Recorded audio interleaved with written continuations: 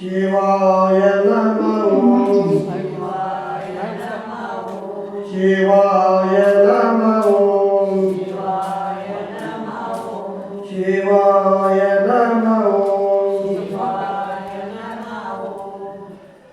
ಓಂ ಗುರು ಬ್ರಹ್ಮ ಗುರು ವಿಷ್ಣು ಗುರುದೇವ ಮಹೇಶ್ವರ ಗುರು ಸಾಕ್ಷಾತ್ ಪರಬ್ರಹ್ಮ ತಸ್ಮೈ ಶ್ರೀ ಗುರುವೇ ನಮಃ ಓಂ ಮೋಕ್ಷಮಾರ್ಗ ಸುನೇತಾರಂ ವೇತಾರಂ ಕರ್ಮಭೋಗೃತಾಂ ಜ್ಞಾತಾರಂ ಸರ್ವಶಾಸ್ತ್ರಾಣಂ ವಂದೇ ಭಾವಾಖ್ಯ ಸದ್ಗುರು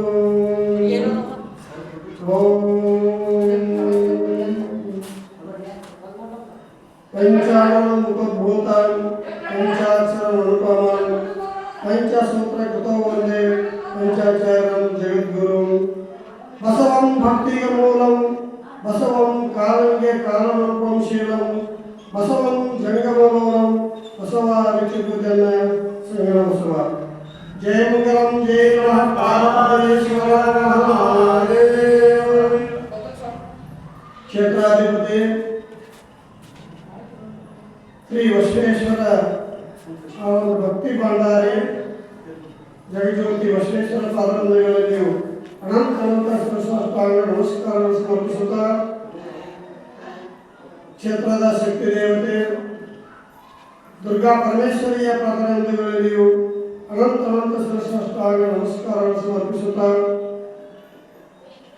ಪುರಾಣದ ಒಡೆಯರು ಶ್ರೀ ಅಜಾತ ನಾಗಲಿಂಗ ಸ್ವಾಮಿಗಳ ಪಾದಗಳಲ್ಲಿಯೂ ಅನಂತ ದೀರ್ಘ ಪ್ರಣಾಮವನ್ನು ಸಮರ್ಪಿಸುತ್ತಾ ಅನಂತ ಕೋಟಿ ಬ್ರಹ್ಮಾಂಡ ನಾಯಕ ಶ್ರೀ ಸದ್ಗುರು ಬಾಬಾವರನ್ನು ನನ್ನ ಹೃದಯವನ್ನು ನಮಸ್ಕರಿಸುತ್ತಾ ಅದ್ವೈತ ಸಾರ್ವಭೌಮ ಸುಜ್ಞಾನ ಚಕ್ರವರ್ತಿ ಶ್ರೀ ಸದ್ಗುರು ಸಿದ್ಧಾನಂದ ಪಾದಗಳಲ್ಲಿಯೂ ವಂದಿಸುತ್ತಾ ಶ್ರೀ ಅಡಿಸಿದ್ದೇಶ್ವರನ್ನು ಸ್ಮರಿಸುತ್ತಾ ಸದ್ಗುರು ನಿರ್ಪಾದೀಶ್ವರನು ಶ್ರೀ ಕಾಶಿದ್ದೇಶ್ವರನ್ನು ಸ್ಮರಿಸುತ್ತಾ ಇವತ್ತಿನ ಶ್ರಾವಣ ಮಾಸದಲ್ಲಿ ಶ್ರವಣಾಕಾಂಕ್ಷಿಗಳಾಗಿ ಸಮ್ಮಿಲಿತವಾಗಿರುವ ಎಲ್ಲ ಶರಣರಲ್ಲಿ ವಂದಿಸುತ್ತಾ ಇವತ್ತಿನ ಈ ಒಂದು ಶ್ರಾವಣ ಮಾಸದಲ್ಲಿ ಇವತ್ತು ಅನ್ನದಾಸೋಹ ಮಾಡಿರ್ತಕ್ಕಂಥ ಆ ಸದ್ಭಕ್ತರಿಗೂ ವಂದಿಸುತ್ತಾ ಇವತ್ತಿನ ಅಜಾತ ನಾಗಲಿಂಗ ಸ್ವಾಮಿಗಳ ಒಂದು ಜೀವನ ಚರಿತ್ರೆಯನ್ನು ಪ್ರಾರಂಭಿಸೋಣ. ನಿನ್ನಿನ ದಿವಸ ಏನು ಹೇಳಿಕೊಂಡು ಬಂದರು, ನಾಗಲಿಂಗನಿಗೆ ಸದ್ಗುರುಗಳಾದಂಥ ನಿರುಪಾದೀಶ್ವರರು ಅವರು ನಾಗಲಿಂಗನಿಗೆ ಉಪದೇಶ ಮಾಡತ್ತಾರೆ. ಏನು ನಿನ್ನೆ ದಿವಸ ಅನುಬಂಧ ಚತುಷ್ಟಗಳನ್ನು ಹೇಳಿದರು, ಸಾಧನ ಚತುಷ್ಟಗಳನ್ನು ಹೇಳ್ಕೊಂಡು ಬಂದರು, ಹಾಗೂ ಶ್ರವಣ ಮನನ ಅಂತಂದರೆ ನಿಧಿಧ್ಯಾಸ ಇವುಗಳು ಸಹಿತ ಹಂಗೆ ಅವು ವಿವರಣೆ ವಿಷಯಗಳು. ಮುಂದೆ ಸಂಚಿತ ಕರ್ಮ, ಪ್ರಾರಬ್ಧ ಕರ್ಮ, ಆಗಾಮಿ ಕರ್ಮಗಳ ಇವನ್ನೆಲ್ಲ ಆ ನಾಗಲಿಂಗರಿಗೆ ಸವಿಸ್ತರವಾಗಿ ಉಪದೇಶ ಮಾಡ್ಕೊಂಡು ಬರ್ತಾ ಇದ್ದಾರೆ. ಇವತ್ತು 5ನೇ ಅಧ್ಯಾಯದಲ್ಲಿ ಚತುರ್ಯೋಗ ಚಿಂತನೆಯನ್ನು ಈ ಒಂದು ಅಧ್ಯಾಯದಲ್ಲಿ ಹೇಳ್ಕೊಂಡು ಬರ್ತಾರೆ. ಆ ನಾಗಲಿಂಗ ಸದ್ಗುರು ನಿರ್ಪಾದೀಶ್ವರ ಪಾದಕ್ಕೆ ಎರಗಿ ಸದ್ಗುಣೇಶ್ವರ್ಯ ಸಂಪನ್ನನಾದ ಕ್ಷತ್ರಿಯ ಬ್ರಹ್ಮನಿಷ್ಠರಾದ ಸದ್ಗುರುವೇ, ನೀವು ನನ್ನನ್ನು ಈ ಭವಸಾಗರದಿಂದ ಪಾರ ಮಾಡುವಂಥ ಒಂದು ಪಾರ ಆಗುವಂಥ ಏನು ಸಾಧನೆ ಮಾಡೋದಲ್ಲ, ಆ ಸಾಧನೆಗಳನ್ನು ನನಗೆ ತಿಳಿಸಬೇಕು. ಈ ಭವಸಾಗರದಿಂದ ಮುಕ್ತ ನನಗೆ ಮಾಡಬೇಕು. ಇದರಿಂದ ಹೇಗೆ ಪಾರ ಆಗಬೇಕು ಅನ್ನೋದಂತಕ್ಕಂಥ ಏನು ಹೇಳಿದ್ರೆ ನನ್ನ ಜನ್ಮ ಉದ್ಧಾರ ಆದಿತ್ತು ಅನ್ನೋದನ್ನು ನೀವು ಶ್ರೇಷ್ಠವಾಗಿ ನನಗೆ ಹೇಳಬೇಕು ಅಂತಕ್ಕಂಥ ವಿಚಾರವನ್ನು ಕೇಳ್ತಾರೆ. ಇವತ್ತು 8ನೇ ದಿನದ ಕಾರ್ಯಕ್ರಮದಲ್ಲಿ 5ನೇ ಅಧ್ಯಾಯ ಬರ್ತೈತಿ. ಇದು ಎಲ್ಲಿ ತನಕ ಉಪದೇಶ ಮಾಡ್ತಾರೆ 8ನೇ ಅಧ್ಯಾಯ ತನಕ ಉಪದೇಶ ಮಾಡ್ತಾರೆ. ಅದರ ಮುಂದೆ ನಾನಿಲ್ಲ ಪವಾಡಗಳು ಸಹ ಆಗ್ತಾವೆ. ಚತುರ್ಯೋಗ ಚಿಂತನೆ ಅಂತಂದ್ರೆ ಇವು ಯೋಗಗಳ ಬಗ್ಗೆ ಹೇಳ್ತಾರೆ. ಇಲ್ಲಿ ನಿರ್ಪಾದೀಶರು ಸವಿಸ್ತರವಾಗಿ ತತ್ವವನ್ನು ಉಪದೇಶ ಮಾಡಿರ್ತಾರೆ. ಭಗವದ್ಗೀತೆ ಅಂತಂದ್ರೆ ಶ್ರೀಕೃಷ್ಣ ಪರಮಾತ್ಮ ಅರ್ಜುನಿಗೆ ಉಪದೇಶ ಮಾಡಿದಾಗ 18 ಅಧ್ಯಾಯಗಳು. ಭಗವದ್ಗೀತಾ ಎಷ್ಟು 18 ಅಧ್ಯಾಯ. ಈ ಗ್ರಂಥವು ಸಹಿತ 18 ಅಧ್ಯಾಯ ಐತಿ. ಇಲ್ಲಿ ಅರ್ಜುನಿಗೆ ಉಪದೇಶ ಮಾಡಿದಂತೆ ನಾಗನಿಗೆ ಸದ್ಗುರು ನಿರ್ಪಾದಿಸಲು ಉಪದೇಶ ಮಾಡೋದಿದ್ದಾರೆ. ಇವತ್ತ ಚತುರ್ಯೋಗದ ವಿಚಾರ ಹೇಳ್ತಾರೆ. ಯೋಗ ಅಂದ್ರೆ ಪಂಚಯೋಗ ಬರ್ತಾವ. ಮಂತ್ರಯೋಗ, ಲಯಯೋಗ, ಹಠಯೋಗ, ರಾಜಯೋಗ, ಶಿವಯೋಗ ಅಂತ ತಿಳ್ಕೊಂಡು. ಯೋಗ ಅಂತಂದ್ರೆ ಕೂಡೋದು ಒಂದು ರೀತಿ ಅರ್ಥ ಮಾಡ್ಕೋತಾರೆ. ಯೋಗ ಯಾವಾಗ ಒಂದು ಯೋಗ ಬೇಕು ಅಂತಾರೆ. ನಮ್ಮದ ಒಂದು ಕೂಡೋದಿತ್ತು, ಅದೊಂದು ಯೋಗ ಇತ್ತು, ಶಿವಯೋಗ ಇತ್ತು. ನಾವು ಇವೆಲ್ಲ ಕೂಡೋ ಒಂದು ಯೋಗ ಆಗ್ತಾರೆ. ಇಲ್ಲಿ ಪಂಚಯೋಗ ಹೇಳ್ಕೊಂಡು ಬರ್ತಾರೆ. ನಿಜವಾದ ಶ್ರೀಗಳು ಸಹಿತ ಕೈವಲ್ಯ ಪದ್ಧತಿಯಲ್ಲಿ 5 ಸ್ಥಳವನ್ನು ಮಾಡ್ಕೊಂಡು ಬರ್ತಾರೆ. ಶಿವಕಾರಣ ಸ್ಥಳ, ಜೀವ ಸಂಬೋಧನ ಸ್ಥಳ, ನೀತಿ ಕ್ರಿಯಾಚರಣ ಸ್ಥಳ, ಯೋಗ ಪ್ರತಿಪಾದನ ಸ್ಥಳ, ಜ್ಞಾನ ಪ್ರತಿಪಾದನ ಸ್ಥಳ ಅಂತ. ಯೋಗ ಪ್ರತಿಪಾದನ ಸ್ಥಳ ಏನಿದೆ 4ನೇದು, ಅದು ಸಂಪೂರ್ಣ ಅದು ಪಂಚ ಯೋಗದ ಬಗ್ಗೆ ಹೇಳ್ತಿದ್ದಾರೆ. ಅದರಲ್ಲಿ ಶ್ರೀಮನ್ ನಿಜೀವ ಶ್ರೀಗಳು ಏನು ಮಾಡ್ತಾರಂದ್ರೆ ಮಂತ್ರಯೋಗ, ಲಯಯೋಗ, ಹಠಯೋಗ, ರಾಜಯೋಗ, ಶಿವಯೋಗದ ಬಗ್ಗೆ ಹೇಳ್ಕೊಂಡು ಬರ್ತಾರೆ. ನಮ್ಮಲ್ಲಿ ದೋಷಗಳನ್ನು ಕರೀತ ಸದ್ಗುರುನಾಥ. ನಮ್ಮಲ್ಲಿ ದೋಷ ಇದ್ರೆ ಏನು ತಿಳಿಯಂಗಿಲ್ಲ. ಯಾವಾಗ ನಮ್ಮಲ್ಲಿ 3 ಮನೋದೋಷ ಅದಾವು. ಯಾವುದು ಅಂತಂದ್ರೆ ಮನದೋಷ, ವಿಕ್ಷೇಪ ದೋಷ, ಆವರಣ ದೋಷ ಅಂತ ಹೇಳೋದು 3 ಮನದೋಷ. ಮನ, ವಿಕ್ಷೇಪ, ಆವರಣ ದೋಷ. ಮನದೋಷ ಅಂತಂದ್ರೆ ನಾವು ಹಿಂದಿನ ಜನ್ಮದಲ್ಲಿ ಮಾಡಿರ್ತಕ್ಕಂಥ ಪಾಪಗಳು. ಆ ಪಾಪಗಳು ಅದಕ್ಕೆ ಮನದೋಷ ಅಂತಾರೆ. ಈ 3 ಮನದೋಷಗಳು ಇರೋದ್ರಿಂದ ನಮ್ಗೆ ಜೀವನದಲ್ಲಿ ಸದ್ಗತಿ ಆಗುವುದಿಲ್ಲ. ನಾವು ಕಳ್ಕೋಬೇಕು. ಮನದೋಷ ಅದು ಪಾಪಗಳ ಸಂಚಿತ. ಇನ್ನು ವಿಕ್ಷೇಪ ದೋಷ ಅಂತಂದ್ರೆ ಮನುಷ್ಯನ ಚಂಚಲತೆ ಆಗ್ತದೆ. ಮನಸ್ಸಿನ ಚಂಚಲತೆ ಅದು ವಿಕ್ಷೇಪ ದೋಷ. ಇನ್ನು ಆವರಣ ದೋಷ ಅಂತಂದ್ರೆ ಅದು ನಾ ಯಾರು ಅನ್ನೋದು ತಿಳಿಬಿಡುದಿಲ್ಲ. ಅದಕ್ಕೆ ಅದು ಆವರಣ ದೋಷ. ನೀನು ಯಾರು ಅನ್ನೋದು ತಿಳಿಯಬಿಡೋದಿರುವುದೇ ಆವರಣ ದೋಷ. ಇದಕ್ಕೊಂದು ಉದಾಹರಣೆ ಹೇಳ್ಕೊಂಡು ಬರ್ತಾರೆ. ಏನು? ಕನ್ನಡಿ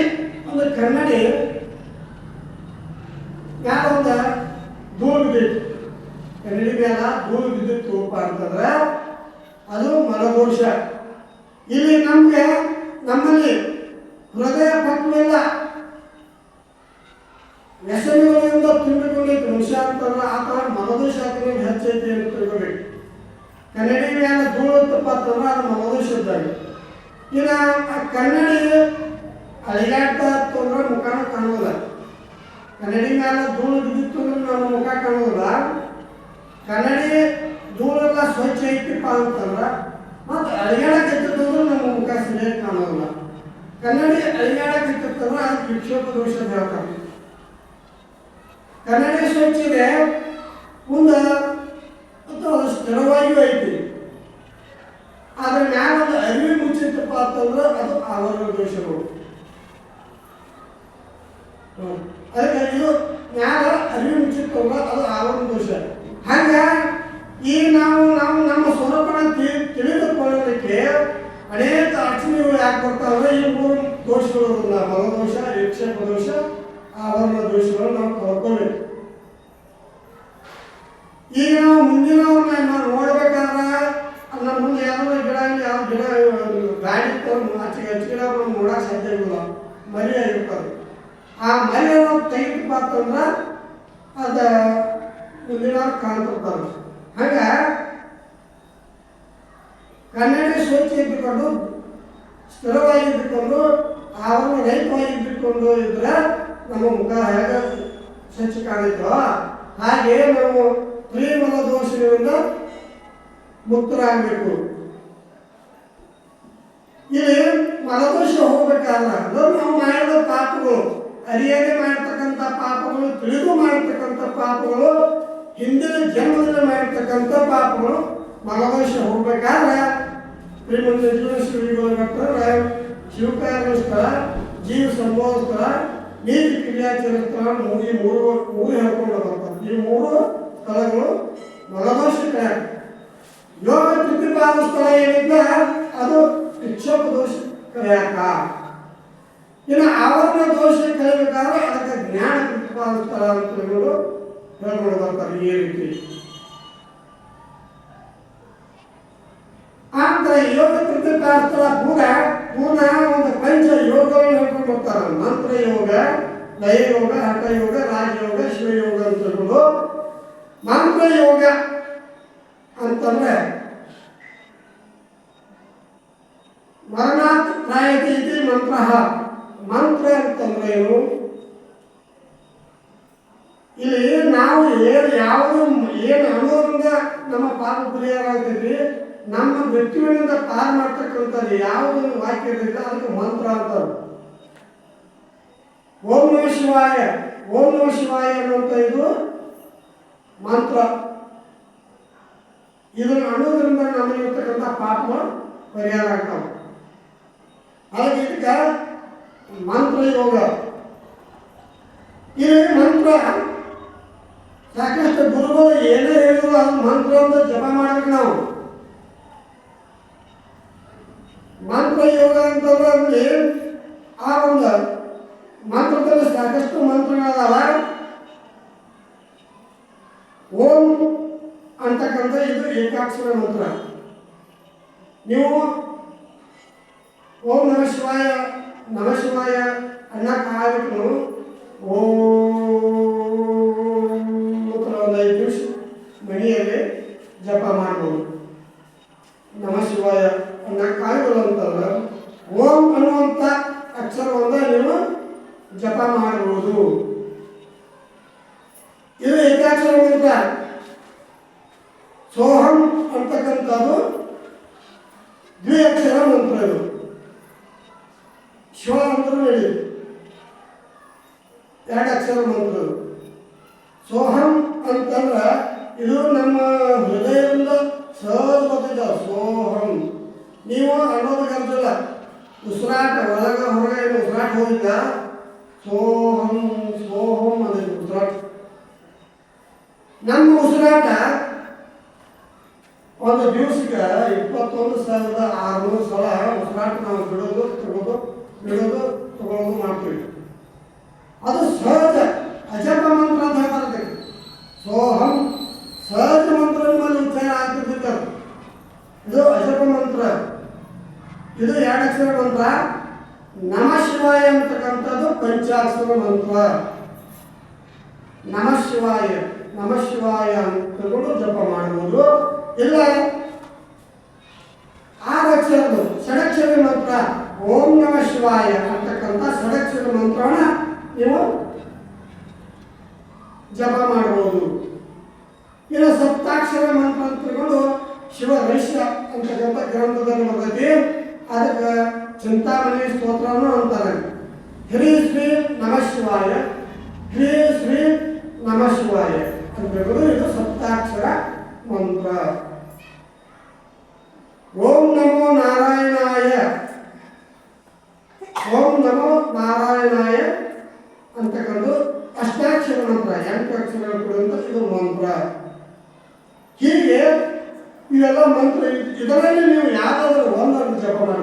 ಇಷ್ಟೆಲ್ಲ ಅನ್ನಕ್ಕೆ ಹೋಗೋದು. ನಮಃ ಶಿವಾಯ ಅನ್ರಿ, ಬೇಕಾದ್ರೆ ಓಂ ಅಂತ ಒಂದ ಅನ್ರಿ, ಇದರಲ್ಲಿ ಯಾವುದಾದ್ರೂ ಒಂದು ಮಂತ್ರವನ್ನು ನೀವು ನಿಷ್ಠೆಯಿಂದ ಜಪ ಮಾಡಿದ್ರೆ ಸಾಕು, ನಿಮ್ಮಲ್ಲಿರ್ತಕ್ಕಂಥ ಮನದೋಷ ಹೋಗ್ತೈತಿ. ಇಲ್ಲಿ ಅಜಪ ಮಂತ್ರ ಏನಂತೆ, ಅದಕ್ಕೆ ಅಜಪ ಗಾಯತ್ರಿ ಮಂತ್ರ ಅಂತಾರೆ. ಯಾಕಂದ್ರೆ ಸೋಹಂ ಅಂತಕ್ಕಂಥದ್ದು ಗಾಯತ್ರಿ ಮಂತ್ರ ಅಂತಾರೆ. ಸೋಹಂ ಅಂದ್ರೆ ಪರಬ್ರಹ್ಮ ವಸ್ತುವೇ ನಾನಾಗಿದ್ದೇನೆ ಅಂತಕ್ಕಂಥ ಅರ್ಥದ ಸೋಹಂ ಅಂದ್ರೆ ಪರಬ್ರಹ್ಮ ವಸ್ತುವೇ ನಾನಿದ್ದೇನೆ ಅಂತಕ್ಕಂಥ ಮಂತ್ರ ಸಹಜ ನಿಮ್ಮಿಂದ ಅದು ಉಚ್ಚಾರ ಆಗ್ತದೆ. ಇಲ್ಲಿ ಸದ್ಗುರು ನಿರ್ಪಾದೀಶರು ನಾಗರಲ್ಲಿ ಎದುರು ಬರ್ತಾರೆ. ಆ ಮಂತ್ರಕ್ಕೆ ಬೀಜ, ಶಕ್ತಿ, ತಿಲಕ, ಛಂದಸ್ಸು, ಋಷಿ, ದೇವತೆ ಅಂತಕ್ಕಂಥ ಇವುಗಳನ್ನ ಕರನ್ಯಾಸ, ಅಂಗನ್ಯಾಸಾದಿಗಳನ್ನು ಮಾಡಿ ಜಪ ಮಾಡಬೇಕು ಅಂತ ತಿಳ್ಕೊಂಡು ಹೇಳ್ಕೊಂಡು ಬರ್ತಾರೆ. ಮಂತ್ರವನ್ನು 3 ರೀತಿ ಜಪ ಮಾಡಬಹುದು. ನಮಃ ಶಿವಾಯ ಪಂಚಾಕ್ಷರ ಮಂತ್ರ, ಓಂ ನಮಃ ಶಿವಾಯ ಷಡಕ್ಷರ ಮಂತ್ರ. ಈ ಮಂತ್ರವನ್ನು 3 ರೀತಿ ಜಪ ಮಾಡಬಹುದು. ಹೆಂಗೆ? ವಾಚಕ, ಉಪಾಂಶು, ಮಾನಸಿಕ. ವಾಚಕ ಅಂತಂದ್ರೆ ನಮಃ ಶಿವಾಯ ಅಂತಕ್ಕಂಥ ಏನು ಮಂತ್ರ ಅಂತಾರೆ, ಇದು ನೀವು ಕೇಳತ್ತಂದ್ರೆ ಇದು ವಾಚಕ ಪದ್ಧತಿ. ಉಪಾಂಶು ಅಂದ್ರೆ ಕಣ್ಣು ಮುಚ್ಕೊಂಡು ಬರೀ ತುಟಿ ಅಡ್ಡ ಬಿಟ್ಟಿರ್ತೀವಿ ಮನುಷ್ಯ. ಆ ಮಂತ್ರ ಆಗ್ತಿರ್ತಾವಾಗ, ಆದ್ರೆ ಮಂತ್ರ ಕೇಳೋದಿಲ್ಲ, ತುಟಿ ಬೇಕಾಗ್ತದೈತಿ ಅವ್ರು ಮಾತಾಡೋದು, ಅದು ಉಪಾಂಶ ಪದ್ಧತಿ. ಇನ್ನು ಮಾನಸಿಕ ಅಂತಂದ್ರೆ ಸುಮ್ಮನೆ ಕೊಟ್ಬಿಡೋದು, ತುಟಿನ ಅರಿಯಾಸೋದಿಲ್ಲ, ಹೊರಗೆ ಉಚ್ಚಾರ ಮಾಡೋದಿಲ್ಲ, ಒಳಗೆ ಮನುಷ್ಯನಾಗ ಮಂತ್ರ ಆಡೋದೇನೈತಿ ಅದು ಮಾನಸಿಕ ಪದ್ಧತಿ. ಈ ರೀತಿ ಮಂತ್ರನ ಈ 3 ಪ್ರಕಾರ ರೀತಿಯಿಂದ ನಾವು ನಿಮಗೆ ಯಾವುದು ಇಷ್ಟ ಆಗುತ್ತೆ ಆ ಪ್ರಕಾರ ಮಂತ್ರ ಆಡೋದು. ಆ ಮಂತ್ರವನ್ನು ಅನ್ನೋದ್ನಾಗ ಓಂ ನಮಃ ಶಿವಾಯ ಅಂತ ಒಬ್ಬರಿಗೆ ಬಹಿರಂಗವಾಗಿ ಎಲ್ಲ ನಾಚಿ ಬರ್ತೈತಿ. ಮಂದಿರ ಮಾಡಿ ನಾಚಿ ಬರ್ತೈತಿ, ಮಂತ್ರ ಆಡಕ್ಕೆ ನಾಚಿ ಬರ್ತೈತಿ. ಮತ್ತು ಯಾರೇ ದೈವಕರು ನೋಟ ತಗೊಂಡು ಬೀತಿರ್ತಾರೆ, ಮಂತ್ರ ಹೇಳಕ್ಕಂದ್ರೆ ನಾಚಿ ಬರ್ತೈತಿ. ಜಗಾಡಕತ್ರ ಭಾಳ ಸಣ್ಣ ಬರ್ತೈತೆ. ನಾಗಲಿಂಗ ಮಹಾರಾಜ್ ಕಿ ಜಯ ಅನ್ನೋದಿಗೆ ಯಾರು ಜಯ ಅನ್ನೋದಿಲ್ಲ. ಅದ ಯಾರು ಬಡದಾಡಕ್ಕೆ ಹೇಳ್ತಿರೋದು ಚೇರ ಭಾಳ ಸಣ್ಣ ಬರ್ತೈತೆ. ಯಾವಾಗಲೂ ನಾಮಸ್ಮರಣ ಮಾಡಿದಾಗ ನಾಚಬಾರ್ದು. ನಮ್ಮ ಏನು ಪದ್ಧತಿ ಇದ್ದ ನಮ್ಮ ಧರ್ಮವನ್ನು ಬಿಡಬಾರ್ದು.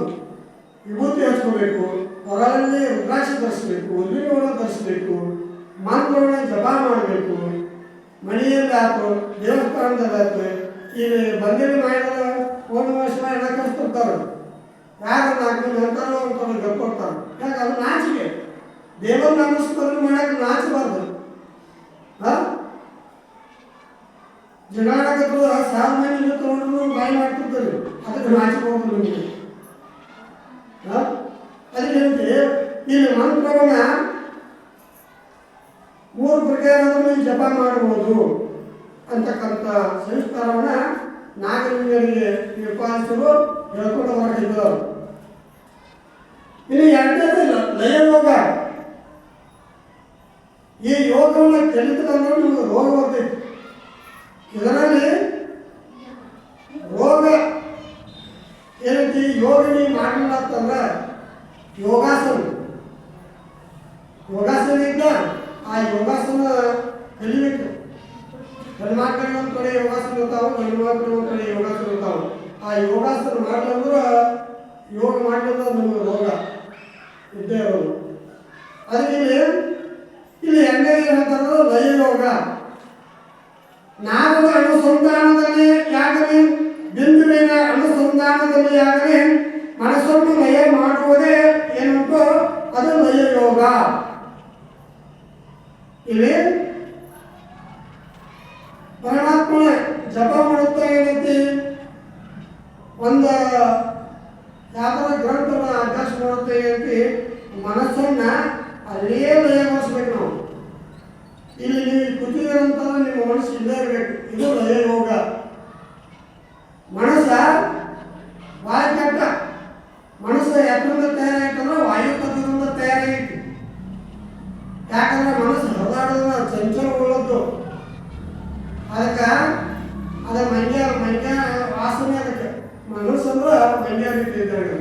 ಹಂಗೆ ಒಂದೇ ಗಿಡದಾಗ ಇರೋಲ್ಲ. ಹಂಗೆ ಮನಸ್ಸು ಚಂಚಲಕ್ಕದ. ಮನಸ್ಸು ಏನು ಮಾಡ್ತೈತೆ ಅಂದ್ರೆ ನಿಮ್ಮನ್ನ ಮನೆಯಿಂದ ಏನು ಕರ್ಮ ಮಾಡಿ ಕುಡಿಸ್ತೈತಿ, ಮಗ ನೋಡ್ತಾ ಭಕ್ತನ ಅಂತ ತಿಳ್ಕೊಂಡು ಬಂದ್ಬಿಟ್ಟಿದ್ದಾರೆ. ನೀವು ಗೊತ್ತಿರ್ತೀರಿ, ಆದ್ರೆ ನಿಮ್ಮ ಮನಸ್ಸು ಇರೋದಿಲ್ಲ. ಮನೆ ಕಡೆನೋ ಹೊಲದ ಕಡೆನೋ ಮನೆಯಾಗ ಯಾರು ಬರ್ತಾನಂತರೂ ಹಂಗೆ ಇರುತ್ತೆ, ಮನಸ್ಸಲ್ಲಿ ಹೋಗಿ ಚಿತ್ತವಿಲ್ಲದೆ ಗುರಿಯ ಸುತ್ತಲಿನ ಫಲವೇನು ಮತ್ತು ಗಾಣವನ್ನು ಸುತ್ತು ಬಂದಂತ ಹೇಳ್ತಾರೆ. ಅದಕ್ಕೆ ಮನಸ್ಸು ಇಲ್ಲೇ ಇರಬೇಕು, ಕೇಳ್ತಿರಬೇಕು. ನಿಮ್ಮ ಮನಸ್ಸನ್ನ ಸ್ಥಿರವಾಗಿ ಇಲ್ಲೇ ಇತ್ತಂದ್ರೆ ಇದು ಲಯ ಯೋಗ. ಮನಸ್ಸನ್ನ ಇಲ್ಲೇ ಸ್ಥಿರವಾಗಿ ಇಡೋದಿತ್ತಂದ್ರೆ ಮತ್ತೆ ಇದು ಚಿತ್ತ ಏಕಾಗ್ರತೆಗೆ ಸಾಧನ ಆಗ್ತದೆ. ಲಯ ಯೋಗ ಮನಸ್ಸನ್ನ ಇಲ್ಲೇ ಸ್ಥಿರವಾಗಿ ಇಟ್ಕೊಳ್ಳೋದ್ರಿಂದ ಇದಕ್ಕೆ ಚಿತ್ತ ಏಕಾಗ್ರತೆ ಆಗ್ತೈತಿ.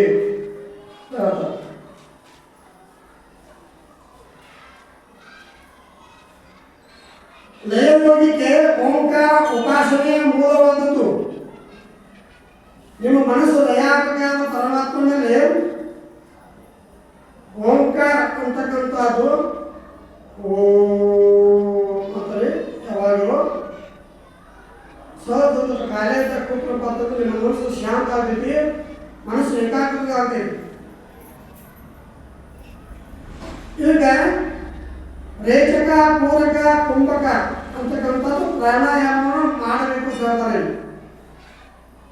ಮನಸ್ಸು ಸ್ಥಿರವಾಗಿ ಉಳಿಬೇಕಾದ್ರೆ, ಮನಸ್ಸು ಪರಮಾತ್ಮನ ಲಯವಾಗಿ ಉಳಿಬೇಕಾದ್ರೆ ನಮ್ಮ ಮನಸ್ಸು ಇಲ್ಲೇ ನಮ್ಮಲ್ಲಿ ಇರಬೇಕು ಅಂತಂದ್ರೆ ಮನಸ್ಸನ್ನು ಹಿಡಿದುಕೊಳ್ಳಲಿಕ್ಕೆ ರೇಚಕ, ಪೂರಕ, ಕುಂಭಕ ಅಂತಕ್ಕಂಥ ಪ್ರಾಣಾಯಾಮವನ್ನು ಮಾಡಬೇಕು ಅಂತಕ್ಕಂಥದ್ದು ಹೇಳ್ತಾರೆ. ಪೂರಕ ಅಂದರೆ ಏನು? ವಾಯುವನ್ನು ಒಂದು ಕಡೆ ಜಕ್ಕೋದು, ಆ ವಾಯು ಒಳಗಡೆ ಜಗ್ಗಿದ್ದನ್ನು ಅಲ್ಲೇ ಸ್ಥಿರವಾಗಿ ಇಟ್ಟುಕೊಂಡು ಅದರ ಮಾತು ಹೊರ ಕಡೆಯಿಂದ ಬಿಡೋದು ಏನೈತಿ ಇದಕ್ಕೆ ರೇಚಕ ಅಂತ ತಿಳ್ಕೊಂಡು ಹೇಳ್ತಾರೆ. ಪ್ರಾಣಾಯಾಮ ಮಾಡಬೇಕು. ಎಲ್ಲರೂ ದೇವರ ಮುಂದೆ ಕುಳಿತುಕೊಂಡು ಪ್ರಾಣಾಯಾಮ ಮಾಡಿದ್ರೆ ಮನಸ್ಸು ಸ್ಥಿರ ಆಗೈತಿ, ಅದು ಲಯಯೋಗ ಆಗೈತಿ. ಪೂರಕ ಅಂತಂದ್ರೆ ಈಗ ನೋಡಿ ಹಿಂಗೆ ಇಟ್ಕೋತಾರೆ.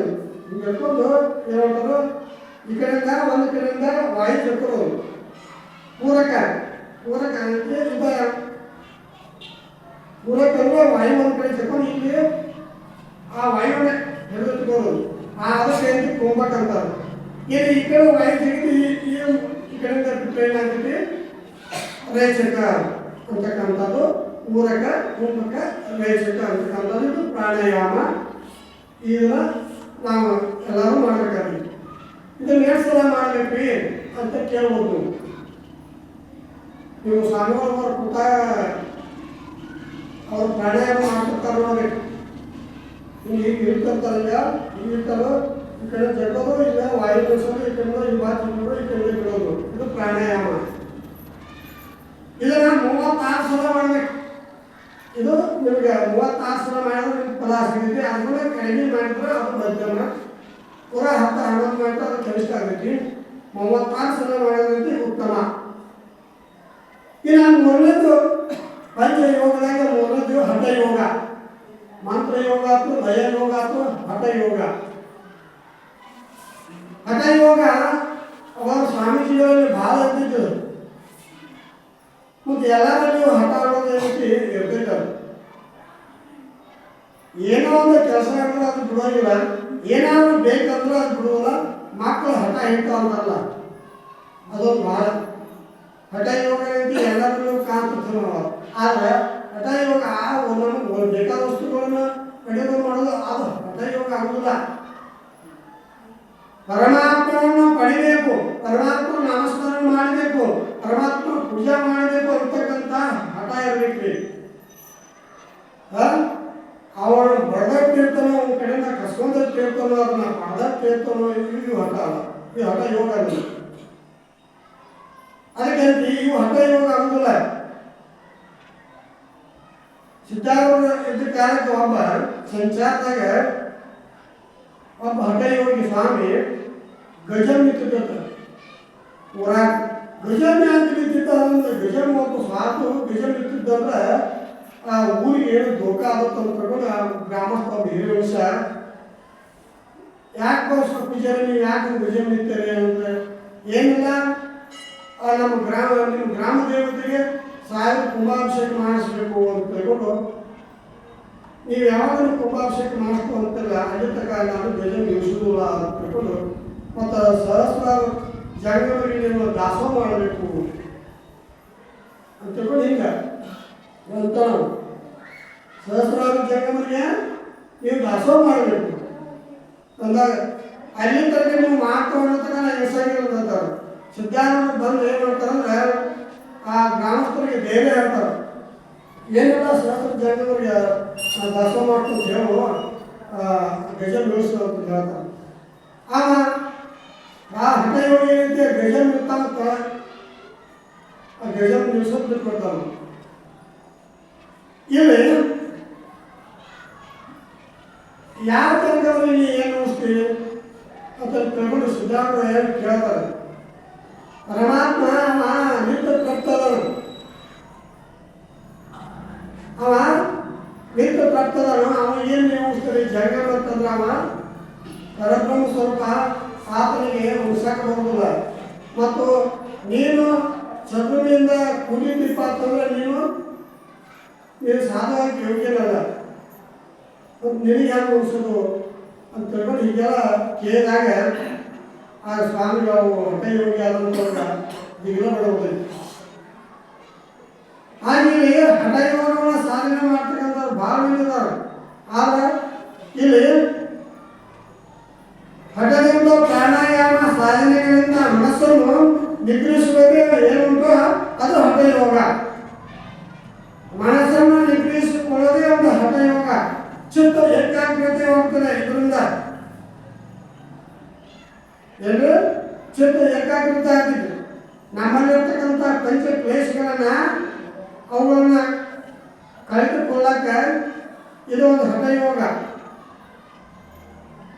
ಮಾಡಬೇಕಾಗಿದೆ ಅಂದ್ರೆ ಹಠಯೋಗದಲ್ಲಿ ಪ್ರಾಣಾಯಾಮಗಳನ್ನ ಮಾಡಿಕೊಂಡು ಇದ್ದಾದ್ರೆ ಮನಸ್ಸ ನಿಗ್ರಹಿಸಿಕೊಳ್ಳಕ್ಕೆ ಬರ್ತೈತಿ ಇದು ಪಂಚ ಕ್ಲೇಶಗಳು ಯಾವುವು ಅವಿದ್ಯೆ ಅಸ್ಮಿತೆ ರಾಗ ದ್ವೇಷ ಅಭಿನಿವೇಶನ ಅಂತ ಹೇಳೋದು ತಿಳ್ಕೊಂಡು ಬರ್ತಾರೆ ಅವಿದ್ಯೆ ಅಂತಂದ್ರೆ ನಮ್ಮ ಸ್ವರ್ಪಣ ತಿಳಿಯದಂತೆ ಮಾಡಿಬಿಡೋದೇ ಅವಿದ್ಯೆ ಅಸ್ಮಿತೆ ಅಂತಂದ್ರೆ ನಾನು ಅಂತಕ್ಕಂಥದ್ದು ಅಹಂಕಾರ ಇನ್ನು ರಾಗ ಅಂತಂದ್ರೆ ನಾವು ಇಚ್ಛಿತ ಪದಾರ್ಥಗಳಲ್ಲಿ ಪ್ರೀತಿ ಇಡೋದೇ ರಾಗ ದ್ವೇಷ ಅಂತಂದ್ರೆ ನಮ್ಮ ಪ್ರೀತಿ ವಸ್ತುನ ಯಾರ ಕಷ್ಟಂದ್ರೆ ದ್ವೇಷ ಆಗ್ತೈತಿ ಅಭಿನಿವೇಶ ಅಂತಂದ್ರೆ ಬಿಟ್ಟು ಬಿಡದೆ ಕೆಲವೊಂದು ವಿಷಯಗಳಲ್ಲಿ ಅಲ್ಲೇ ತೊಳಾಡಕತ್ತಿರೋದ್ರೂ ಅದು ಅಭಿನಿವೇಶ ಅಂತ ಹೇಳ್ತದೆ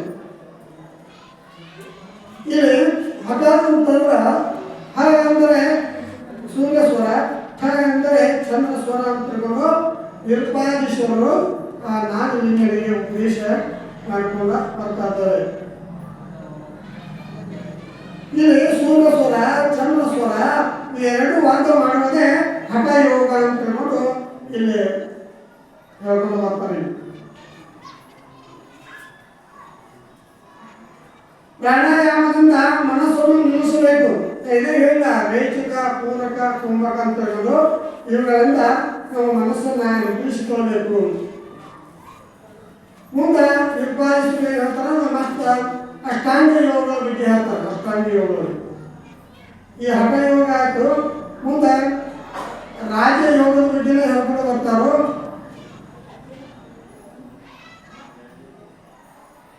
ಇಲ್ಲಿ ಹಠಯೋಗದಲ್ಲಿ ಕೆಲವು ಮಾತ್ರ ಅಷ್ಟಾಂಗ ಯೋಗ ಹೇಳ್ಕೊಂಡು ಬರ್ತಾರೆ ಯಮ ನಿಯಮ ಆಸನ ಪ್ರಾಣಾಯಾಮ ಪ್ರತ್ಯಾಹಾರ ಧಾರಣ ಧ್ಯಾನ ಧಾರಣ ಸಮಾಧಿ ಅಂತ ಹೇಳ್ಕೊಂಡು ಅಷ್ಟಾಂಗ ಹೇಳ್ಕೊಂಡು ಬರ್ತಾರೆ ಇಲ್ಲಿ ಯಮ ಮೊದಲನೇದು ಯಮ ಅದರಲ್ಲಿ 10 ಪ್ರಕಾರದ ಮಾತು ಹೇಳ್ಕೊಂಡು ಬರ್ತಾರೆ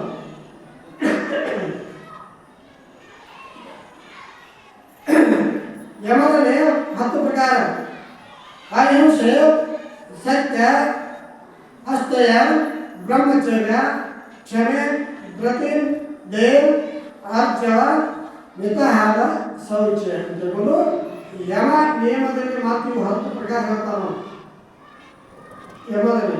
ಇನ್ನು ನಿಯಮ ಅಂತಕ್ಕಂಥ ಎರಡರಲ್ಲಿ ಅಲ್ಲೂ 10 ಪ್ರಕಾರದ ತಪಸ್ಸುಗಳು, ಅಲ್ಲಿ 10 ಪ್ರಕಾರ ನಿಯಮದಲ್ಲಿ ತಪಸ್ಸು ಸಂತೋಷ, ಆಸಕ್ತ, ದಾನ, ಈಶ್ವರ ಪೂಜೆ, ಸಿದ್ಧಾಂತ, ಶ್ರವಣ, ಲಜ್ಜೆ, ಮತಿ, ಜಪ, ವ್ರತ ಇವು ನಿಯಮದಲ್ಲಿ ಗೊತ್ತಿದ್ದಾನೆ. ಇಲ್ಲಿ ಜಪ ವ್ರತ ಇವೇನಂತೆ ನಿಯಮದಲ್ಲಿ ಬರ್ತಕ್ಕಂಥವು. ಅಷ್ಟಾಂಗ ಯೋಗದಲ್ಲಿ ಮತ್ತು ಮೂರನೇದು ಯಾವ್ದು ಹೇಳ್ತಾರಂದ್ರೆ ಆಸನ. ಆಸನ ಅಂತಂದ್ರೆ ಅದರ ಎಷ್ಟೋ ಭಾಳ ಆಸನ ಅದಾವು. ಆಸನಗಳೇನೈತಿ, ಆಸನಗಳಲ್ಲಿ ಪ್ರಮುಖ ಆರು ಹೇಳ್ಕೊಂಡು ಬರ್ತಾರೆ. ಸಿದ್ಧಾಸನ, ಪದ್ಮಾಸನ, ಸಿಂಹಾಸನ, ಭದ್ರಾಸನ, ಸ್ವಸ್ತಿಕಾಸನ, ವೀರಾಸನ ಅಂತ ಹೇಳ್ಕೊಂಡು. ಯೋಗಾಸನ ರಗಡವಾಗಿ ಮಾಡ್ತಿರ್ತಾರೆ. ಅದರಲ್ಲೇ ಮತ್ತು ನೈವೇಲಾಸನ ಬೇರೆ ಇರ್ತಾವೆ. ನಾವು ಆಸನಗಳು ಹಾಕಬೇಕು, ಯೋಗಾಸನಗಳು ಮಾಡಬೇಕು. ಯೋಗಾಸನ ಮಾಡಲಿಲ್ಲ ಅಂತಂದ್ರೆ, ಯೋಗಾಸನ ಮಾಡಲಿಲ್ಲ ಅಂತಂದ್ರೆ ನಮ್ಮಲ್ಲಿ ಇರ್ತಕ್ಕಂಥ ರೋಗಗಳು ಹೋಗುವುದಿಲ್ಲ. ಎಷ್ಟೋ 80-90 ವರ್ಷದ ವಯಸ್ಸಿನ ಮುದುಕರು ಸಹಿತ ಇನ್ನೂ ಆದರೂ ಯೋಗಾಸನ ಮಾಡ್ತಿರ್ತಾರೆ ಒಬ್ಬರು. ಯಾಕಂದ್ರೆ ಯೋಗಾಸನ ಮಾಡಿದಂತೆ ಆ ಶರೀರ ಸದೃಢ ಇರ್ತೈತಿ. ಆ ನಮ್ಮ ಶರೀರ ಸದೃಢ ಇಟ್ಕೊಳ್ಳೋದ್ರಿಂದ ಮುಂದೆ ನಮ್ಮ ಪಾರಮಾರ್ಥ ಮಾಡಲಿಕ್ಕೆ ಅನುಕೂಲ ಆಗಬೇಕು. ನೀವು ಯೋಗಾಸನ ಮಾಡಲಿಲ್ಲ ದಿನ 1 ಕಿಲೋಮೀಟರ್ 2 ಕಿಲೋಮೀಟರ್ ನಡೆಯೋದನ್ನು ಮಾಡಬೇಕು. ಮುಂಜಾನೆ ಸಾಯಂಕಾಲ ಅದು ವಾಕಿಂಗ್ ಮಾಡಬೇಕು. ಮತ್ತು ಎಲ್ಲ ಅಂತಂದ್ರೆ ನೀವು ಮನೆಯಲ್ಲೇ ನಾವು ಯೋಗಾಸನ ಮಾಡ್ತೀವಿ ಅಂತಂದ್ರೆ ಅದರಲ್ಲಿ ಸಿದ್ಧಾಸನ, ಪದ್ಮಾಸನ, ಸಿಂಹಾಸನ ಅಂತ ಇವೆಲ್ಲ ಆಸನಗಳು ಅವುಗಳನ್ನೆಲ್ಲ ಆಸನಗಳು ನಾವು ಮಾಡಬಹುದು. ಇನ್ನು ಪ್ರಾಣಾಯಾಮ ರೇಚಕ, ಪೂರಕ, ಕುಂಭಕ ಅಂತಕ್ಕಂಥ ಹೇಳಿನ ಅವುಗಳನ್ನ ಮಾಡಬೇಕು. ಇನ್ನು ಪ್ರತ್ಯಾಹಾರ. ಪ್ರತ್ಯಾಹಾರ ಅಂತಂದ್ರೆ ಮಿತಾಹಾರ. ಅಷ್ಟಾಂಗಿ ಯೋಗಗಳನ್ನು ಹೇಳ್ಕೊಂಡು ಬರತ್ತಾರೆ ನಾಗಯೋಗಗಳಿಗೆ ಯೋಗಾಧೀಶರು. ಪ್ರತ್ಯಾಹಾರ ಅಂದ್ರೆ ಮಿತಾಹಾರ. ಆಹಾರ ಮಿತ ಯೋಗಕ್ಕೆ ದೊರೆತರು. ಶಿವ ಹೇಳ್ತಾರೆ ಗಂಗೆ ಶಿವ ಹೇಳ್ತಾರೆ ರುಚಿ ಹೇಳ್ತಾರೆ ಅಂತಾರಲ್ಲ, ಹಂಗೆ ಅದು ಕ್ರಾಸ್ ಮಾಡಕ್ಕೆ ಮಾಡೇ ಬಿಡಬೇಕು ಅಂತಾರೆ. ಏನು ಸ್ವಲ್ಪ ಚಲೋ ಇತ್ತು ಅಂತ ಮುಂದಿನ ಅಂತಾರೆ. ಕ್ರಾಸ್ ಮಾಡ್ಕೋಬಾರ್ದು. ಆಹಾರ ಮಿತವಾಗಿರ್ಬೇಕಾದ್ರು. ಏನು ವ್ಯತ್ಯಾಸ ಕೂಡ ತಿಂದ್ರಂದ್ರೆ ಕಣ್ಣು ಶೋಧನೆ ಮಾಡಕ್ಕೆ ಮಾಡಿದ್ರೆ ಅದು ಮಿತಾಹಾರ ಅಲ್ಲ. ಇಲ್ಲಿ ಹೇಳ್ತಾರೆ ಆಹಾರದಲ್ಲಿ 4 ಭಾಗ ಮಾಡಬೇಕಂತಾರೆ. 1 ಭಾಗ ನೀರಿಗೆ ಬಿಡಬೇಕು, 1 ಭಾಗ ಆಹಾರ, 1 ಭಾಗ ಏನೈತಿ ಖಾಲಿ ಜಾಗ ಬಿಡಬೇಕು ಅಂತ ಹೇಳ್ತಾರೆ. ನಾವು ನೀರಿಗೂ ಬಿಡುವುದಿಲ್ಲ, ಖಾಲಿ ಜಾಗ ವಾಯು ಸಂಚಾರ ಬಿಡುವುದಿಲ್ಲ. ಹೊಟ್ಯಾಗ ಬಿಡ್ಬೇಕು ವ್ಯತ್ಯಾಸ ಬಿಡೋದು. ಇದು ಅದು ಏನು ಊಟ ನಿಮ್ಗೆ ಹೆಚ್ಚಂತಂದ್ರೆ ರೋಗ ಬಂದಿದ್ದ ಯೋಗ ಆಗೋದಿಲ್ಲ. ಯೋಗ ಆಗೋದಿಲ್ಲ, ರೋಗ ಆಗ್ತೈತಿ. ನೀವು ಅಷ್ಟು ಉದ್ದೇಶ ಊಟ ಉಣ್ಣಾಕ ಕಲಿಸ್ತೀವಿ. ದೊಡ್ಡವರು ಉಣ್ಣಾಕ ಬರೋದಿಲ್ಲ. ಅಂದರೆ ಮಿತಾಹಾರ ಆಗಿರ್ಬೇಕು. ಅತಿಯಾದ ಊಟ ಅದು ರೋಗವೇ. ಅದಕ್ಕೆ ಇಲ್ಲಿ ಒಂದೊಂದು ಕಡೆ ಜಾತ್ರೆ ಹೋದಾಗ ಸ್ವಾಮಿಗಳು ಏನು ಮಾಡ್ತಾರಂದ್ರೆ ಒಂದು ಕಡಿಮೆಗೆ 5 ರೂಪಾಯಿ ಮಂದಿಗೆ ವರ್ಷದ ಜಾತ್ರೆ ಅಂತ ಒಬ್ಬ ಸ್ವಾಮಿ ಹುಡುಗಿದಂತ ಅದೆಲ್ಲ ಕಡಿಮೆ ಮಾಡ್ತಾರೆ ಜಾತ್ರೆಗೆ. ಸ್ವಾಮಿಗಳ ನಾವು ಸ್ವಾಮಿಗಳ ಭಾಳ ಪ್ರೀತಿ, ನೀವು ಎಷ್ಟು ಕಡಿಮೆ ತಿಂತೇವೆ ನೋಡ 5 ರೂಪಾಯಿ ಕಡಿಮೆ ಹೋಗೋ ಹೇಳ್ತಿರ್ತೇವೆ ನಾವು. ಸ್ವಾಮಿಗಳ ವಾಕದ ಆಶೀರ್ಸಿಂದ ಕಡಬ ತಿನ್ನಕತ್ತ ರೊಟ್ಟಿ ತಿನ್ಬೇಕು. ಹಾಗೆ ತಿನ್ನಕತ್ತ ಇಲ್ಲಿ ಮಾತ್ರ ಹೋಗ್ತ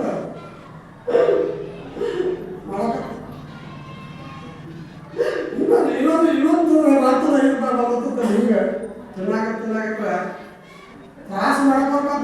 ತ್ರಾಸ ಮಾಡೋದಂತ ಏನು ಸಾರಿ ಏನಾರ ಆಗುತ್ತೆ ಅಂದ್ರೆ ಗಸಕನ್ನ ಏನು ಮಾಡಿದಾಗ ಕಾರಣ ಹಾಕೊಂಡು ಡಾಕ್ಟರ್ ಹೋಗ್ರಿ ನೋಡ್ರಿ ಯಾಕೆ ವಾದ ಡಾಕ್ಟರ್ ಏನು ಮಾಡಿದ ಏನಾಯ್ತು ಏನು ಸಾಲು ಏನಾಯ್ತು ಮಾಡಕತ್ತಿರ ಏನಾಗ ನೋಡೋದು ಇನ್ನೊಂದು ಬರ್ಕೊಂತ ಕರ್ಮ ಏನು ಮಾಡಕ್ಕೆ ಬರೋದು ಕೋಪ ಕಡಪ ಅಂತ ಹಾಡೋಣ ಸ್ವಲ್ಪ ಅವ ಕಡವು ಚೆಂದಾಗ್ರಿ ಹಿಂಗಾಗತ್ತ ಒಂದು ದೊಡ್ಡ ಗುಳಿ ಕೊಟ್ಟ ಇದೊಂದು ಗುಳಿಗೆ ತಗೋದು ಕರೆಕ್ಟ್ ಇದ್ದಂದ ಆ ಒಂದು ಈ ಗುಳಿಗೆ ವಾರ ನಾಯಿಗಳು ಕಡವ ತಿಂತಿರಂತಾವ ಈ ಒಂದು ಗುಳಿಗೆ ಹೋಗ್ಬಾರ್ದು ಜಾಗ ಇದ್ರೆ ನಾ ಇನ್ನೊಂದು ಕಡವ ತಿಂತೀನಿ ಅಂತ ಇದು ಮೃತಹಾರ ಯಾವಾಗಲೂ ಮೃತಹಾರ ಇರಬೇಕು ಇನ್ನೂ ಒಂದು 4 ತುತ್ತು ಬಿಡಬೇಕು ಅದು ಸೇರುತ್ತೆ ಆರೋಗ್ಯ ಇದು ಮಿತಾಹಾರ. ನಂತರ ಇಂದ್ರಿಯಗಳನ್ನ ಈಗ ಆಮಿ ಹೋಗ್ತಿದ್ದ ನಡ್ಕೊಂತ ಆಮಿ ಹೋಗ್ತಿದ್ದೆ ಆಮಿ ಏನಾದ್ರು ಬೆಚ್ಚ ಎತ್ತಿದ್ರೆ ತನ್ನ ಕಾಲಗಳು ಹೊರಕೋಬೇಕು. ಹಾಗೆ ನಮ್ಮ ಇಂದ್ರಿಯಗಳನ್ನ ಏನು ಮಾಡ್ಬೇಕಂದ್ರೆ ವಾರ ಮಾಡಬೇಕು. ನಂತರ ನಮ್ಮ ಇಂದ್ರಿಯಗಳನ್ನ ಕೈ ಕಾಲಗಳನ್ನು ಇಂದ್ರಿಯಗಳನ್ನ ನಮ್ಮ ಮನುಷ್ಯನ ಹತೋಟಿಯಲ್ಲಿ ಇಟ್ಕೋಬೇಕು. ಇದು ಪ್ರತ್ಯಾಹಾರ. ನಂತರ ಧ್ಯಾನ ಮಾಡ್ತಾರ ದೇವರ ಬಗ್ಗೆ ಧ್ಯಾನ, ಸದ್ಗುರುನಾಥನ ಧ್ಯಾನ, ಇವೆಲ್ಲದಂತೆ ಜಗಲಿಯ ಮುಂದೆ ಕುಳಿತುಕೊಂಡು ಧ್ಯಾನ ಮಾಡಬೇಕ್ರಿ. ಪರಮಾತ್ಮ ಕುರಿತ ಓಂ ನಮಃ ಶಿವಾಯ ಅಂತ ಧ್ಯಾನ ಮಾಡಿ ಜಗಲಿ ಮುಂದೆ. ಜಗಲಿ ಅಂತಂದ್ರೆ ಜಂಗ ಜಂಗಮ ಗು ಅಂತ ಗುರು ಲಿ ಅಂದ್ರೆ ಲಿಂಗ, ಜಂಗಮ ಗುರು ಲಿಂಗ ಆ ಮೂರು ಒಂದು ಶಕ್ತಿಯ ಒಂದು ಪೀಠ ಅದು ಜಗಲಿ ಅಂತ ಹೇಳ್ತಿದ್ದಾರೆ. ದೀರ್ಘ ನಮಸ್ಕಾರ ಅನ್ನಂಗ ಅದು ದೀರ್ಘದಂಡ ನಮಸ್ಕಾರ ಅಂತಿದ್ದಾರೆ. ಆದ್ರೆ ದೀರ್ಘ ನಮಸ್ಕಾರ ಮಾಡ್ತಾರೆ. ನಮಸ್ಕಾರ ಮಾಡಿದಾಗ ಅಂತ ಅರ್ಧ ಮಾಡ್ತಾರೆ, ಉಚಿತ ನಮಸ್ಕಾರ ಮಾಡ್ತಾರೆ. ದೀರ್ಘ ನಮಸ್ಕಾರ ಅಂದ್ರೆ ಅರ್ಧ ನಮಸ್ಕಾರ ನಾವು ತಿಳ್ಕೊತೇವೆ, ಹಂಗಲ್ಲ ದೀರ್ಘದಂಡ ನಮಸ್ಕಾರ. ಹಾಗಾಗಿ ಇದು ಜಗಲಿ ಅಂತಂದ್ರೆ ಜಂಗಮ ಗುರು ಲಿಂಗ ಮೂರು ಒಂದೇ ಶಕ್ತಿಯೇ ಅದು ಜಗಲಿ. ಅಲ್ಲಿ ಬಗ್ಗೆ ಅಲ್ಲಿ ಕುಳಿತುಕೊಂಡು ನೀವು ಧ್ಯಾನ ಮಾಡಬೇಕು. ಇದು ಧಾರಣ ಒಳಗೆ ಮುಂಚಿತವಾಗಿ ಪೂಜಿಸುವುದು. ಧಾರಣ ಅಂತಂದ್ರೆ ಆ ಪರಮಾತ್ಮನ ಒಂದು ಮೂರ್ತಿಯನ್ನು ಮನುಷ್ಯನಾಗಿ ಇಟ್ಕೊಳ್ಳೋದು, ಒಳಗೆ ಧಾರಣೆ ಮಾಡಿಕೊಳ್ಳೋದು. ಇನ್ನು 8ನೇದು ಸಮಾಧಿ. ಅಂದ್ರೆ ಬಿಂದು ರೂಪದ ಹೃದಯದಲ್ಲಿ ಚಿತ್ಶಕ್ತಿ ಎಂಬ ಸ್ವಚ್ಛವಾದ ಶಕ್ತಿಯು ನಿರ್ಮಲ ಪರಶಿವನಲ್ಲಿ ಏಕತ್ವವಾಗುವುದು ಸಮಾಧಿ. ಕೈ ಮುಚ್ಚಿಕೊಂಡು ಪೂರ್ಣ ಸಮಾಧಿಯಲ್ಲಿ ಕುಳಿತಪ್ಪ ಅಂತಂದು ಹೊರಗಿನ ಪ್ರಪಂಚಗಳೆಲ್ಲ ಮತ್ತು ಕೈ ಮುಚ್ಚಿಕೊಂಡು ಸುಮ್ಮನೆ ಕೂತ್ಕೊಂಡವ್ರು ಸಮಾಧಿ ಮಹಾತ್ಮರ ಸಮಾಧಿ ರೂಪದಲ್ಲಿ ಕೂತ್ಕೊಂಡಾರಪ್ಪ ಯೋಗ ಸಮಾಧಿ ಯೋಗ ಅಂತ ಹೇಳ್ತಾರೋ ಅಲ್ಲಿ ಕೈ ಮುಚ್ಕೊಂಡು ಕೂತ್ಕೊಳ್ತಾರ. ಅದು 8ನೇದು ಸಮಾಧಿ. ಇವು ಅಷ್ಟಾಂಗ ಯೋಗವನ್ನು ಹೇಳ್ಕೊಂಡು ಬರ್ತಾರೆ ನಿರ್ಪಾದೇಶರು ನಾಗರಿಕರಿಗೆ. ಇನ್ನು ಮಂತ್ರಯೋಗ, ಲಯೋಗ, ಹಠಯೋಗ ಮುಗಿತು. ಇನ್ನು 4ನೇದು ರಾಜಯೋಗ ಹೇಳ್ತಾರೆ. ರಾಜಯೋಗ ಅಂತಂದ್ರೆ ಚಂಚಲವಾದ ಮನಸ್ಸಿನ ವ್ಯವಹಾರವಿಲ್ಲದೆ ಒಂದು ಸುಖದಿಂದ ಇರುವುದೇ ರಾಜಯೋಗ ಎನಿಸುವುದು. ಇದು ರಾಜಯೋಗ ಬಸವಣ್ಣವರಿಗೆ ಬಂದಿತ್ತು ನೋಡ್ರಿ.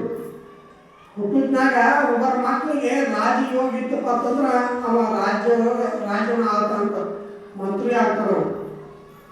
ಬಸವಣ್ಣವ್ರಿಗೆ ಬಂದಿತ್ತು ರಾಜಯೋಗ. ನಮಗೆಲ್ಲ ಹಠಯೋಗ ಬರ್ತಾವ. ಹುಟ್ಟಿಜಿ ಹಠ ಹೋಗ್ತೀವಿ ನಮ್ಗೆ ಯಾವ ರಾಜ್ಯ ಹೋಗೋದಿಲ್ಲ, ಶಿವಿ ಹೋಗೋದಿಲ್ಲ. ಆದರೆ ರಾಜಯೋಗ ಎಲ್ಲರಿಗೂ ಹೋಗೋದಿಲ್ಲ, ಶಿವಯೋಗ ಎಲ್ಲರಿಗೂ ಸಿಗೋದಿಲ್ಲ. ರಾಜಯೋಗ ಅಂತಂದ್ರೆ ನಮ್ಮ ಮನುಷ್ಯನ ಚರಿತ್ರೆ, ಮನುಷ್ಯನ ಎಲ್ಲಿರ್ತಕ್ಕಂಥ ಬುದ್ಧಿಯಲ್ಲಿ ಕೆಟ್ಟ ಬುದ್ಧಿಯಲ್ಲಿ ಇರ್ತಕ್ಕಂಥ ಎಲ್ಲ ವಾರಗಳನ್ನು ಮರೆತು ಸುಮ್ಮನೆ ಏಕಾಂತದಲ್ಲಿ ಕಣ್ಣು ಮುಚ್ಚಿಕೊಂಡು ಸುಮ್ಮನೆ ಕುಳಿತುಕೊಳ್ಳೋದು ಏನಂತ ಇದು ರಾಜಯೋಗ. ಇಲ್ಲಿ ರಾಜಯೋಗ ಏನೈತಿ, ಇದು ಶ್ರೇಷ್ಠವಾದದ್ದು. ಅದನ್ನು ನಾವು ಮನುಷ್ಯನ ಚಂಚಲತೆಯನ್ನು ಸ್ಥಿರಗೊಳಿಸೋದಕ್ಕೆ ಬರ್ತೈತಿ.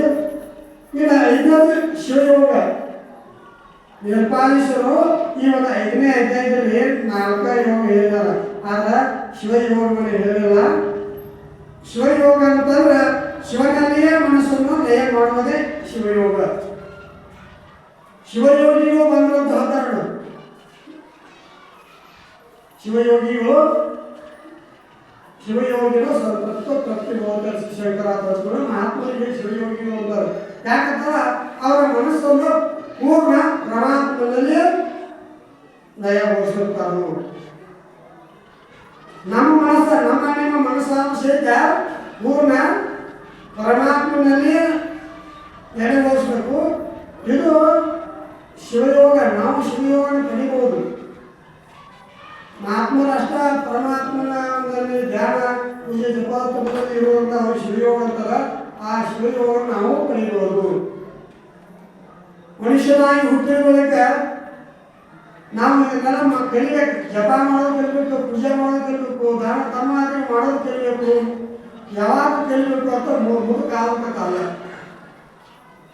ಕೆಲವು ಜನ ಅಂತೀವಿ ವಯಸ್ಸಾಗಬೇಕಪ್ಪ, ವಯಸ್ಸಿದ್ದಾಗ ನಾವು ದುಡಿಯೋದು, ಹೊಲ ಮನಿ ಎಲ್ಲ ದುಡಿಯೋದು, ಬೆಳ್ಳಿ ಬಂಗಾರ ₹100 ಗಳಿಸೋದು ಅಂತ ತಿಳ್ಕೊಂಡು ಹೇಳ್ತಿರ್ತಾರೆ. ಆದ್ರೆ ಕೆಲವು ವಯಸ್ಸಿನಲ್ಲಿ ಇದ್ದಾಗನೇ ನಾವು ಇದನ್ನ ದಾನ ಧರ್ಮ ಆಯ್ತು, ತೀರ್ಥ ಕ್ಷೇತ್ರಾದಿ ತಿರುಗೋದಾಯ್ತು, ಇವನ್ನೆಲ್ಲ ಅಂತೀವಿ ಪುಣ್ಯ ಕಾರ್ಯಗಳನ್ನ ಮಾಡಕ್ಕೆ ಬರ್ತೈತಿ. ವಯಸ್ಸಿನಾಗ ಯೌವನದಾಗ ಮುಪ್ಪಾವಸ್ಥೆಯಲ್ಲಿ ಏನು ಮಾಡೋದ್ರಿ?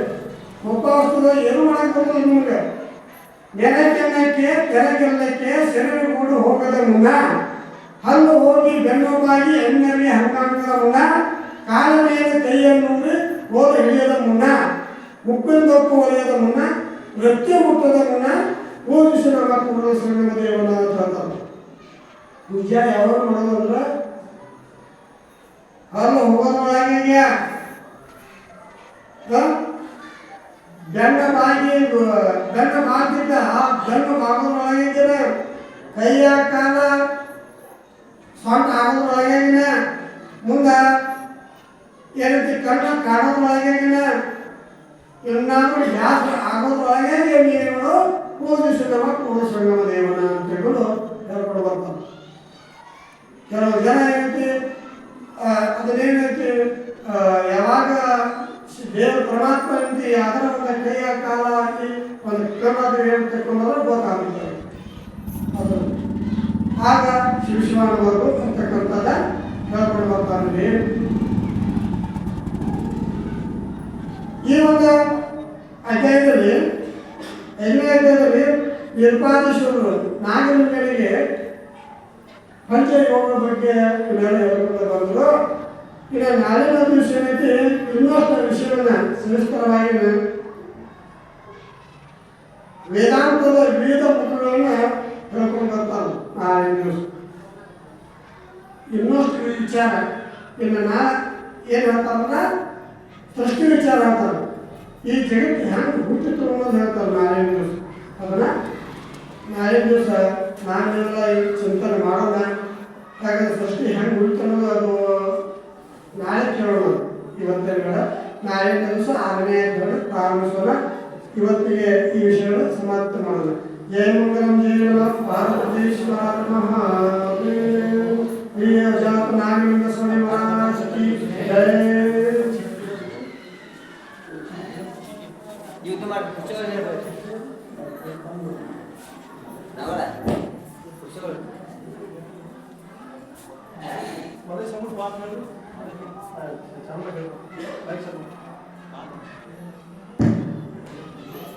ಮನಸ್ಸನ್ನು ಎಲ್ಲಿಗೂ ಬರಬೇಕು.